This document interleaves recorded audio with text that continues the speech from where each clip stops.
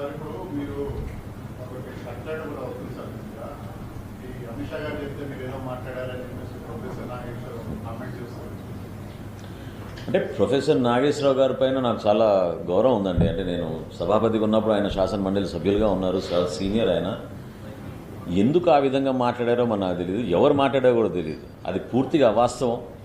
అది దయచేసి ఆయన ఉపసంహరించుకోవాలి. అది కరెక్ట్ కదా ఇన్ఫర్మేషన్. ఎందుకంటే జనసేన పార్టీ ఎప్పుడు కూడా ఆంధ్రప్రదేశ్ రాష్ట్ర ప్రజలు బాగుండాలి, ఎన్డీఏ కూటమిలో మా బాధ్యత, కూటమి మరింత బలోపేతం అవ్వాలని పవన్ కళ్యాణ్ గారు ఎప్పుడు కూడా అహర్నిశలు కృషి చేస్తూ ఉంటారు. ఇతర పార్టీల గురించి మేము వెళ్ళి చర్చించాల్సిన అవసరం అసలు లేదు. ఆ సంభాషణ అసలు ఏనాడు కూడా జరగలేదు. అది చాలా పొరపాటు. అది నాగేశ్వరరావు డెఫినెట్గా అది విత్డ్రా చేసుకోవాలని భావిస్తాను. అనేది పేరుంది దానికి, దాన్ని అది వాడుకుంటున్నారు ఆయన్ని. అది కరెక్ట్ కాదు కదా ఆయనకి. అంటే దాని గురించి ఆయన క్రెడిబిలిటీ ఉన్న అనలిస్ట్ కదా, ప్రజలు నమ్ముతారనే పరిస్థితిలో ఆయన వాడుకుంటున్నారు. అది కరెక్ట్ కాదు, ఆయన ఈ రకంగా చేయడం కరెక్ట్ కాదని మేము చెప్పాల్సిన అవసరం ఉంది కదా, పబ్లిక్ తెలియాలి కదా. ఆయన క్రెడిబిలిటీ కూడా ఈ రకంగా చేయడం కరెక్ట్ కాదని పబ్లిక్ తెలియాలి కదా, అందుకోసం మాట్లాడను. అంటే ఇంకా వేరే అనలిస్ట్ అది కొంతమంది చాలామంది తెలియని ఉంటారు, వాళ్ళ గురించి మేము మాట్లాడట్లా. ఒక క్రెడిబిలిటీ ఉన్న అనలిస్ట్ అని కూడా చెప్తా ఉన్నాం. ఆయన కూడా పవన్ కళ్యాణ్ గారు కూడా ఆయన్ని ఆయన అనలిస్ట్, మంచి అనలిస్ట్ అనే ఉద్దేశంతో ఫ్యాక్ట్ ఫైండింగ్ అనే కమిటీలో ఆయన వేశారు. అప్పుడు ఆయన పిల్లలు పిలిస్తే కూడా పోయారు. ఆయన మీద అంత గౌరవం ఉంది. అలాంటిది లేని తీసుకొచ్చారు కాబట్టి అది పబ్లిక్ ప్రజలు కూడా తెలియాలి. అందు ఉద్దేశంతో మాట్లాడుతున్న తప్ప వేరే ఉద్దేశం కాదు. సార్ మరి ఇప్పుడు క్రెడిబిలిటీ ఉన్నటువంటి వ్యక్తి కాబట్టి ఫ్యాక్ట్ ఫైండింగ్ కమిటీలో సభ్యునిగా ఇచ్చేది బాగుంటుంది. మరి ఇప్పుడు ఆ క్రెడిబిలిటీ లేదని మీరే చెప్తున్నారు కదా, ఆ సభ్యునిగా తొలగిస్తారా ఆయన్ని? అది గతంలో పెట్టారండి, నాట్ నౌ. గతంలో ప్రొఫెసర్ నాగేశ్వర్ అనే వ్యక్తి మామూలుగా టీవీ ఛానల్స్లో చాలామంది అనలిస్టులు వస్తుంటారు. అటువంటి హోదా గల వ్యక్తి కాదు. ఒక సీనియర్ ప్రొఫెసర్ ఆయన. ఉస్మానియా యూనివర్సిటీలో కాలేజ్ ఆఫ్ జర్నలిజంలో ప్రొఫెసర్గా పనిచేస్తూ ఎంతోమంది జర్నలిస్టులకి ఆయన పాఠాలు చెప్పిన ఆయన. జర్నలిజం అంటే ఏంటి, ఎథిక్స్ అంటే ఏంటి అని చెప్పి నేర్పించిన వ్యక్తి. ఒక మేధావిగా గుర్తింపబడిన వ్యక్తి. ఒక వామపక్ష భావజాలాన్ని నేను పొనికి పుచ్చుకున్నాను అని చెప్పుకునే వ్యక్తి. అటువంటి వ్యక్తి ఇవాళ టీవీలో కూర్చొని ఇటువంటి మాటలు మాట్లాడడం ఒక అభూత కల్పనని నిజంగా చెప్పడం అనేది అందరికి కూడా చాలా ఆశ్చర్యం కలిగించింది. నిజంగా ఇవాళ నేను ప్రొఫెసర్ నాగేశ్వర్ గారిని ఒక మాట అడగాలనుకుంటున్నాను. మీరు ఒక ప్రొఫెసరు, మీకు జర్నలిజం గురించి ఒకరు చెప్పాల్సిన అవసరం లేదు. మీరే ఎంతోమందికి జర్నలిజము, దాని basic values, ethics, fact checking, journalism ఎట్లా నడిపించాలా అని చెప్పే వ్యక్తి. ముఖ్యంగా మిమ్మల్ని బయట ప్రపంచం గౌరవించేది ప్రొఫెసర్గానే కాకుండా మీరు ఒక మేధావిగా, ఒక వామపక్ష భావజాలంతో నీతి నిజాయితీగా ఉంటారు అనే ఒక నమ్మకంతో ఉన్నారు. నేను కూడా ఒక సిమిలర్ బ్యాక్గ్రౌండ్ నుంచి వచ్చి, నేను ఉస్మానియా స్టూడెంట్ని. నాకు నాగేశ్వర్ గారు పరిచయం, ఆయన అక్కడ ఉన్నప్పటి నుంచి ఆయన పలానా ప్రొఫెసర్ అని తెలుసు. మాకు ఒక మాట అడగదలుచుకున్నాను. మీరు లెఫ్టిస్ట్ పార్టీ, మాకు డెమోక్రటిక్ సిద్ధాంతాల మీద నమ్మకం అని, లేకపోతే నేను వామపక్ష భావజాల నాశాకి ఎక్కువ అని చెప్పుకునేవారు. డయాలెక్టిక్స్ అనే మాటకి అందరికన్నా ఎక్కువ మీకు అర్థం తెలిసి ఉండాలి. ఈ డయాలెక్టిక్స్ అంటే అర్థం ఏంటి? గతి తార్కిక భౌతికవాదం అంటే అర్థం ఏంటి మీకు తెలుసు కదా. ఒక విషయాన్ని అన్ని కోణాలని చూసి ఆలోచించి దాని నిజాలు తెలుసుకొని మాట్లాడేదే డయాలెక్టిక్స్. ఈ డయాలెక్టిక్స్ అనేది ఎనీ మార్క్సిస్ట్ పార్టీ, ఎనీబడి నేను మార్క్సిస్ట్ సిద్ధాంతాన్ని నమ్ముతాను, లేకపోతే మార్క్సిజం ప్రిన్సిపల్ని ఆచరిస్తానో చెప్పుకునే ప్రతి వ్యక్తికి డయాలెక్టిక్స్ అనేది ఒక బేసిక్ ఇది. అది మరి మీరు అంత మేధావి కదా, ఇవాళ ఆ బేసిక్ ఇది మర్చిపోయారా?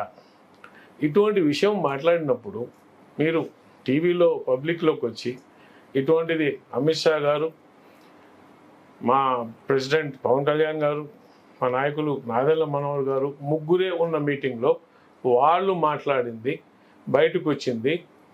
దాన్ని పవన్ కళ్యాణ్ గారు వచ్చి మనోహర్ గారి చేత ఏదో కోర్ కమిటీలో మాట్లాడిచ్చారు. ఆ కోర్ కమిటీ సభ్యులు వచ్చి బాగా చెప్పారు. దానివల్ల ఏదైతే అమిత్ షా గారు చెప్పారో దానివల్ల వైసీపీ వాళ్ళు మా నాయకులు పవన్ కళ్యాణ్ గారి మీద దాడి కానీ లేదు విమర్శలు కానీ తగ్గించారు. అదేవిధంగా జనసేన పార్టీ కూడా జగన్మోహన్ రెడ్డి గారిని విమర్శించడం లేకపోతే వైసీపీ పార్టీని విమర్శించడం తగ్గించింది అని మీరు పబ్లిక్గా చెప్పడం, మీరు డైరెక్టిక్స్ మర్చిపోయారా? మీ వాల్యూస్ మర్చిపోయారా? మీ జర్నలిజం వాల్యూస్ మర్చిపోయారా? లేకపోతే మీరు ఇన్ని రోజులు నేర్చుకున్న మీరు ఏదైతే ఒంటరిదంతా పట్టించుకున్న ఈ మార్క్సిజం ఒక డైలెక్టిజమ్స్ మర్చిపోయారా? ఎట్లా మాట్లాడారు? ఒక్కసారి మీరు కానీ వెనక్కి పోయి వీళ్ళు ఎవరో చెప్పారు, ఎప్పుడు కలిశారు లాస్ట్? పవన్ కళ్యాణ్ గారు మనోహర్ గారు కలిసి అమిత్ షా గారిని ఎప్పుడు కలిశారు లాస్ట్ అనేది ఒక్కసారి చూస్తుంటే ఈ మాటలు మాట్లాడేవాళ్ళు గారు. ఎప్పుడో ఎలక్షన్స్ ముందర కలిసిన దాన్ని అక్కడ ఏం మాట్లాడుకున్నారో దేవురుగా ఎప్పుడో జరిగిన మీటింగ్ తెచ్చి ఇప్పుడు మొన్న తిరుపతి లడ్డు విషయంలో కూడా పవన్ కళ్యాణ్ గారు నేను జగన్మోహన్ రెడ్డి గారిని ఏం అంటలేదు, మీరు దానికి ఒక ఎగ్జాంపుల్గా చూపించారు, ఇప్పుడు ఏదో ఈ విధంగా జరుగుతుందని చెప్తున్నారు. దీని వెనకాల ఖచ్చితంగా కూడా మేము మీ అజెండా ఏంటి అని ప్రశ్నించాల్సిన తరుణం వచ్చింది. ఎందుకు మీరు ఇవాళ ఇటువంటి మాటలు తీసుకొచ్చి అసలు జరగని మీటింగ్ తెచ్చి జరిగిందని చెప్పి దాన్ని తెచ్చి మా పార్టీలో ఏదో డిస్కషన్ అయ్యి దాంట్లో కోర్ కమిటీ ఎవరో మీకు చెప్పారని చెప్పి ఒక అభూత కల్పనని మీరు ఏ విధంగా అర్థం చేసుకున్నారో, మీరు కల్పించారో ఎవరో మీకు కల్పించి చెప్పారో కానీ మాకు తెలియదు. కానీ దాన్ని తీసుకొచ్చి మీరు టీవీలో దానికి నువ్వు ఏదో లింక్ పెట్టి దీనివల్ల జరగట్లేదని మాట్లాడడం మీకు అంటే మీరు విజ్ఞులు, కొంచెం చదువుకున్నవారు, ఒక ప్రొఫెసర్ మిమ్మల్ని అడగాల, మీకు ఏమాత్రం అనిపించలేదా మనం ఏం చేస్తున్నాం? ఒకవేళ ఎవరో చెప్పినా కూడా మినిమం ఒక్కసారి మీరు డేట్స్ లైన్ చూసుకొని ఉంటే ఎప్పుడు జరిగింది, ఎప్పుడు జరిగి ఉండొచ్చు ఇటువంటి మీటింగ్, ఏ రోజు జరిగింది, ఈ మీటింగ్లో ఏం మాట్లాడారు అనేది పక్కకు పెట్టి what is the date line, ఎప్పుడైనా జరిగిందా ఇటువంటి మీటింగ్ అని చూసుకోరా? ఎప్పుడో జరిగిన ఒకవేళ జరుగుంటే మీటింగ్, నాకు తెలిసి ఇటువంటి మీటింగ్ 2023 అక్టోబర్లో బిఫోర్ ఎలక్షన్స్ జరిగింది. అప్పుడు ఎవరేం మాట్లాడుకున్నారో అప్పటికి బీజేపీ ఇంకా అలయన్స్లో కూడా రాలేదు. ఏదో మాట్లాడుకున్న మాటలు ఏం మాట్లాడుకున్నారో అవి కూడా తీసి మీరు ఇప్పుడు ఏదో జరిగినట్టు ఇప్పుడు మనోహర్ గారు వచ్చి చెప్పినట్టు ఆ కోర్ కమిటీలో దానివల్ల జనసేన పార్టీ వైసీపీ మీద సాఫ్ట్గా పోతున్నట్టు మీ అజెండా ఈ మాట్లాడడం చాలా తప్పు అండి. మీరు మాట్లాడాల్సిన మాటలు కాదు. ఒక ప్రొఫెసర్గా ముఖ్యంగా మిమ్మల్ని మేము ఒకటి అడుగుతున్నాం. ఇవాళ మీకు బీజేపీ మీద ఉన్న కోపంతోనో అంటే న్యాచురల్గా ఒక లెఫ్టిస్ట్గా ఉన్నప్పుడు బీజేపీ మీద కొంచెం కోపం ఉంటుంది, వాళ్ళ అన్నీ గెలుస్తూ వస్తున్నారని ఒక బాధ ఉంటుంది. మోడీ గారి మీద సక్సెస్ మీద ఆయన మీద ఉన్న కోపంతోనో మీరు దాన్ని మనసులో లేదు హిడన్గా జగన్మోహన్ రెడ్డి గారి మీద ప్రేమ, అది బయట పెట్టలే ఎన్ని రోజులు, ఇప్పుడు బయటకు వస్తున్నాయి. జగన్మోహన్ రెడ్డి గారు అంటే ప్రేమేమో మీకు, దాన్ని ముందరకు తీసుకువచ్చి పవన్ కళ్యాణ్ గారిని ఒక పావుగా వాడుకొని ఈ విధమైన రాజకీయం చేయదలుచుకున్నారా? మీ అజెండా ఏంటి? మీకు నేను కూడా అదే కొంచెం భావజాలం ఉన్నవాడు కాబట్టి అంటున్నా, behind every slogan there is an agenda. ఇద్దరం నమ్ముతాం ఆ మాటని. మీ అజెండా ఏంటి? మీరు ఎందుకు తీసుకొచ్చారు దీన్ని ఇవాళ? ఎందుకు మాట్లాడుతున్నారు ఇటువంటి మాటలు, అసంబంధమైన మాటలు, అస్సలు వాస్తవికత లేని మాటలు వచ్చి మాట్లాడి ఎందుకు చేయాల్సి వచ్చింది? నేను ప్రశ్నిస్తున్నాను. ఎందుకంటే నాగేశ్వరరావు గారిని మేము చాలా మర్యాదగానే అడుగుతున్నాం. మీరు ఇవాళ ఈ మాటలు ఎందుకు మాట్లాడాల్సి వచ్చింది? మీరు వీటిని వెనక్కి తీసుకోవాల్సిన అవసరం ఎంతన్నా ఉంది. మీరు మా పార్టీకి మా పవన్ కళ్యాణ్ గారికి క్షమాపణ చెప్పాల్సిన అవసరం ఉంది. మీరు క్షమాపణ చెప్పి తీరాలి. ఎందుకు క్షమాపణ చెప్పి తీరాలంటే మీరు మా పార్టీ యొక్క సిద్ధాంతాన్నే ప్రశ్నిస్తూ దాన్నే ప్రశ్నార్థకంగా చేస్తూ మాట్లాడారు. ఒకటి మీరు గుర్తుపెట్టుకోవాలి, నాగేశ్వర గారికి క్లియర్గా చెప్తున్నాను. మా పవన్ కళ్యాణ్ గారి స్పీచ్లు మీరు కానీ వింటే ఎలక్షన్స్ తర్వాత కూడా ఉన్నారు, ఎలక్షన్స్ ముందర ఎలక్షన్స్ తర్వాత కూడా ఏమని చెప్పున్నారు? నాకు ఎవరితో వ్యక్తిగత భేదాభిప్రాయాలు లేవు, మాకు రాజకీయపరమైన భేదాభిప్రాయాలు, కానీ నాకు జగన్మోహన్ రెడ్డి శత్రువు కాదు. ఒకవేళ జగన్మోహన్ రెడ్డి గారు ఆయన ముఖ్యమంత్రిగా ఉన్నప్పుడు బాగా కానీ పరిపాలన చేసి ఉంటే నేను ఇవాళ రాజకీయాల్లో ఉండేవాడిని కాదేమో. ప్రజల కోసం మాత్రమే ఆయన చేసిన ఈ ఏదైతే ప్రజా వ్యతిరేక పరిపాలన ఉందో, ఓకే, ఎక్కడైతే ప్రజల్ని మనం కష్టపెట్టే పరిపాలన చేశారో, జగన్మోహన్ రెడ్డి అనే వ్యక్తి మరొకసారి మన రాష్ట్రానికి ముఖ్యమంత్రి అయితే ఈ రాష్ట్రం ఎంత నాశనం అయిపోద్దో, ఎంత వెనకబడిపోతుందో, ప్రజలు ఎంత కష్టపడతారో అనే ఒక్క దీనికోసం వచ్చిన పవన్ కళ్యాణ్ గారిని మీరు దాన్ని పక్కకు పెట్టి పక్కకు మళ్ళీ తీయడానికి ఏమని అడుగుతారండి? మీరేం చెప్పారు? వైసీపీ పార్టీ వాళ్ళు పవన్ కళ్యాణ్ గారిని విమర్శించడం తగ్గించడం. ఎందుకు విమర్శించలేదు? పర్సనల్గా ప్రతి ఒక్క రోజు అంటూనే ఉన్నారు. మొన్న రోజా గారు మాట్లాడారు, అంబటి రోజు ప్రెస్ ముందర మాట్లాడుతున్నారు, పేర్ని నేని మాట్లాడతాడు, కొడాలి నాని మాట్లాడతాడు. ఎక్కడెక్కడ ఉన్న వాళ్ళందరూ పవన్ కళ్యాణ్ గారినే టార్గెట్ చేస్తున్నారు. చంద్రబాబు నాయుడు గారు టార్గెట్ చేయట్లే, వాళ్ళు పవన్ కళ్యాణ్ గారినే టార్గెట్ చేస్తున్నారు. రకరకాల కుతంత్రాలు, కుళ్ళు రాజకీయాలు చేస్తున్నారు, ఏం తగ్గలేదు.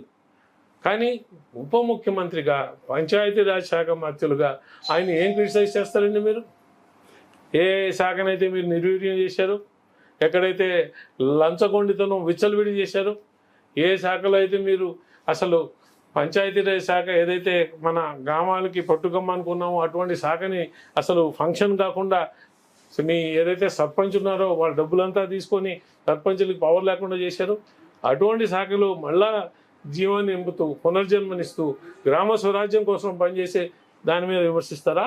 దేని మీద విమర్శిస్తారు కళ్యాణ్ గారిని? మీరు విమర్శించట్లేదు అని మీరు మాట్లాడారు, ఏ మీద విమర్శిస్తారు, ఎట్లా విమర్శిస్తారు చెప్పండి.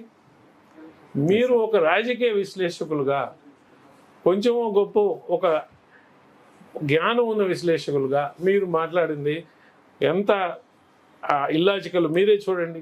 Yes sir. మీరు మాకు ఖచ్చితంగా మా పవన్ కళ్యాణ్ గారికి, జనసేన పార్టీకి ఇవాళ మీరు క్షమాపణ చెప్పాల్సిన అవసరం ఉంది.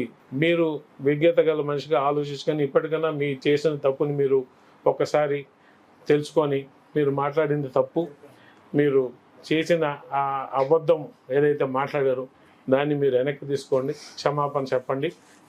మేము మిమ్మల్ని డిమాండ్ చేస్తున్నాం. ఓకే.